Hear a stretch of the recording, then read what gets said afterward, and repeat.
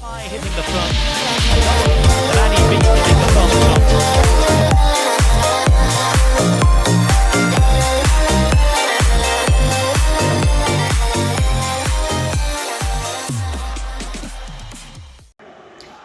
سلام كبرات تختفلت فوتبول كافي أبز حلف مدمنا بزعبة مان سيتي عجما مرة ناي بريمير ليج كم يتمثلوا زبل مدب حزنا لكم قريبنا لنا حجي ما ناو أرسنال لنا هنسجر سرها وخميم سخا هوازينا صبوا جابير مسجن حجي أرسنال جيراتو دلعت جن تغطلو تكتيك أنت عينت لو تناي تكتيك كمان أنت عينت رئيت لك سرها حراي هواز حوي أرسنال أبز ناي زحلف ناي كرمتي مسكوت مزوار تتعطي بتاعمي ختن قسقسنا رينا دحر كم تدرأنا خوينا بتاعمي كاب زتلمده وصايا خوينا مخنياتو بعل ممصا ناي بعل ديكلان رايس عليكا ناي جورين تيمبر عليكا هافرتس 65 مليون باوند مزيتات تتحيزو أرسنال تواداريت غانتا ክትكون ኢልና ኢና ክንፅበ ማለት እዩ ግን ኣርሰናል ኣብዚ ሓድሽ ዓመት እንታይ ትመስል ኢልና ዝሓለፈ ሰሙን ከም ትዝራእነ ምስ ማንቸስተር ሲቲ ናይ ኮሚንሺልድ ፀወታ ካይዳ ነይራ ስዒራ ወፅያ ዋንጫ ወሲዳ ኣላ ኮሚንሺልድ ግን ስለ ዝወሰደት ንሲቲ በሊፃ ገለመላ ኣይኮነን ከም ትዝራእነ ፀወታ ብጣዕሚ ኣብ ከቢድ ወጥራኣት እዮም ዋንጫ ልዒሎም ወቲ ናይ ዋንጫ መልዓል ወኒ ሕጂ ኣብ ኣርሰናል ብጣዕሚ ኣሉ ክብለካ ይኽእል እየ ግን ኣብዚ ናይ መጀመርያ ዓመት ከመይ ድመስል እንተይልካኒ ናይ ኣርሰናል ሙሉእ ብሙሉእ 90% ክንብሎ ንኽእል ስኳዶም ካብቲ ናይ ዓሚ ኣብ ሕጂ ኮንካ ክትሪኦ ከለካ ብጣዕሚ ሰፊሕ ኣሎ ንምንታይ ተይልካኒ ዓሚ ኣርሰናል ኣበይ እያ ተንሸራቲታ ተይልካኒ ዊልያም ሳሊባ ካፍታ ዝተሰበረላ ምስ ስፖርቲንግ ክለብ ነይሩ ተዘይተጋጊ ኤውሮፒያን ሊግ እንዳተጫወቱ ዊልያም ሳሊባ ናይ ስፓይናል ኮርድ ፀገም ምስ ገበረ ምስ ወፀ ድሕሪያ ክትንሸራተት ትርኢና ያ ንምንታይ ናይ ዊልያም ሳሊባ ተቀያሪ ዝነበረ ሮቦ ሆልዲንግ ኣብ ኣርሰናል ብዙሕ ዓመታት ፀኒሕሎ ግን ዝኾነ ዓይነት ለውጢ ከርኢ ደይከኣለ ተጫዋታ እዩ እግሩ መሊኡ እምበር ብቕዓትኩም ደይከኣለ ተጫዋታ ሕጂ ምስ ምምፃእ ናይ በዓል ጁሬን ቲምበር ጆሴፍ ጓርዲዮ እዚ ሃበኒ ኩዌር ድባል ተጫዋታይ እዚኣታቶም ስለ ዘሎ ኣርቴታ ስኳዱ ብጣዕሚ ሰፊሕ ኣሎ ክብለካ ይኽእል ሎሚ ዓመት ኣርሰናል ዋንጫ ትወስድ ኣይትወስድን ናብ ትብል ግን ኣነ ሲቲ ሕጂ ከማን ሲቲ ድወስድዋ ኮይኖም እዮም ዝስምዑኒ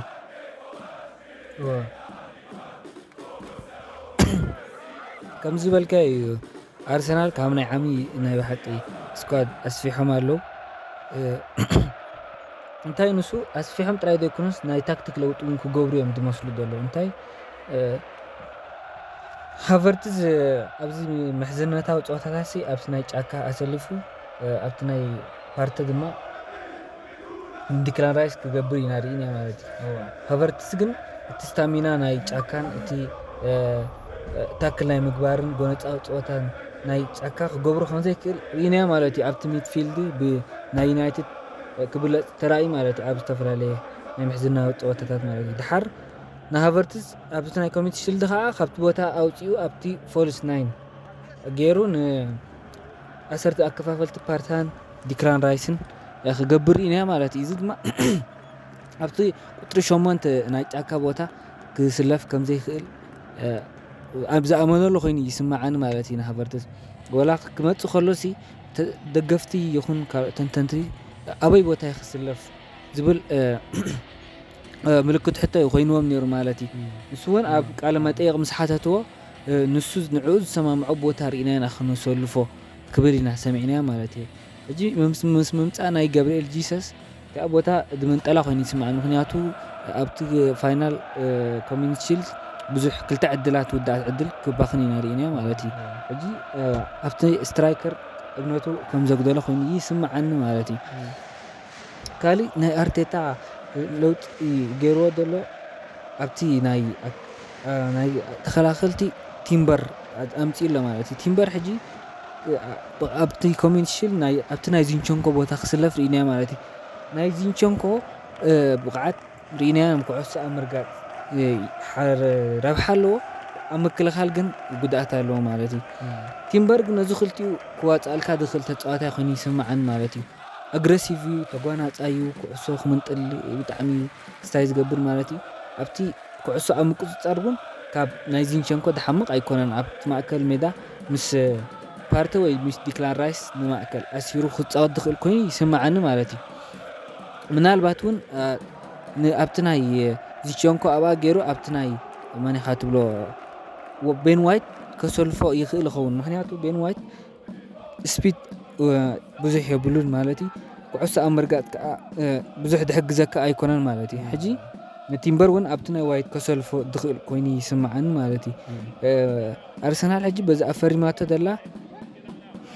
ናይ ብሓቂ ስኳዳ ዓብዩ ኣሎ። እቲ ናይ ኣርሰናል ዘይትካእ ቦታ ናይ ሳካ ቦታ እዩ ማለት እዩ። ኣብዚ ሳካ ምስበር ወይ ካብ ብቕዓት ንዝጎድል ኣብዚ ቦታ ተፃዋታይ የብላን ማለት እዩ። ኣብቲ ስትራይከር ከዓ ሓደ ንፕሪምየር ሊግ ትወዳደር ዓባይ ጋንታ ከዓስ ከምዚ ናይ ሃላንድ ወይ እዞም ዓበይቲ ክለባት ዝጥቀምሉ ውዱእ ስትራይከር ኩዕሶ ክውዳእልካ ዝኽእል ከም ናይ በዓል ኦሲመን ዝመሳሰል ተፃዋታይ እንድሕር ዘይሒዝካ ኣፀጋሚ ማለት እዩ። ናይ ብሓቂ ንፕሪምየር ሊግ ኣብቲ ወሳኒ ግዜ ክትክዳዕ ንርኢና ማለት እዩ መብዛሕተን ጋንታ። ሕጂ እዘን ክልተ ቦታታት ናይ ኣርሰናል ቁሩብ ወይ ተቐያሪ ወይ ስትራይከር ውዳኢ ወይ ከዓ ኣብቲ ናይ ሳካ ተቐያሪ እንተዝሕዝ ምልእቲ ጋንታ ኮይና ንሲቲ እዚኣስ ክትስዕራ ኢና ክንብል ምኽኣልና ማለት እዩ። ግን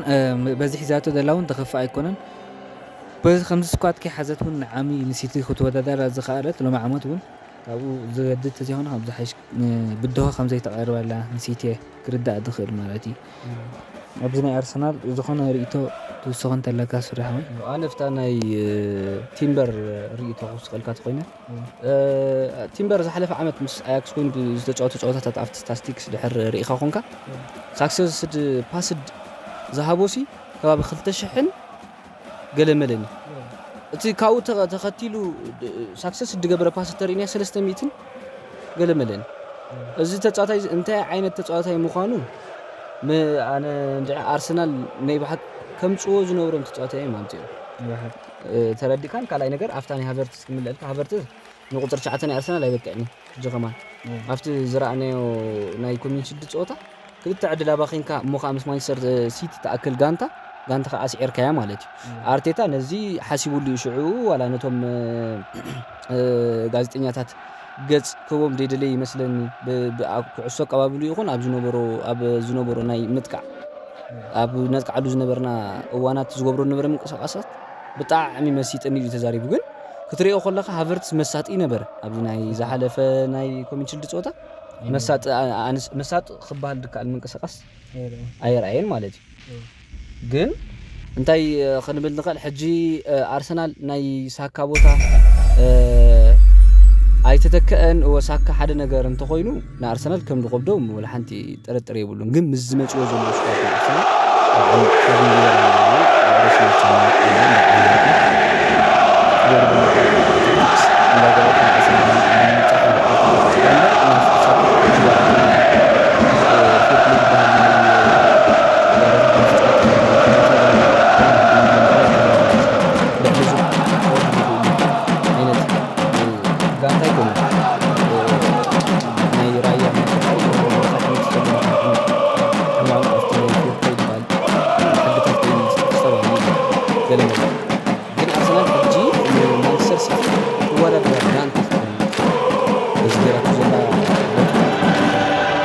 Para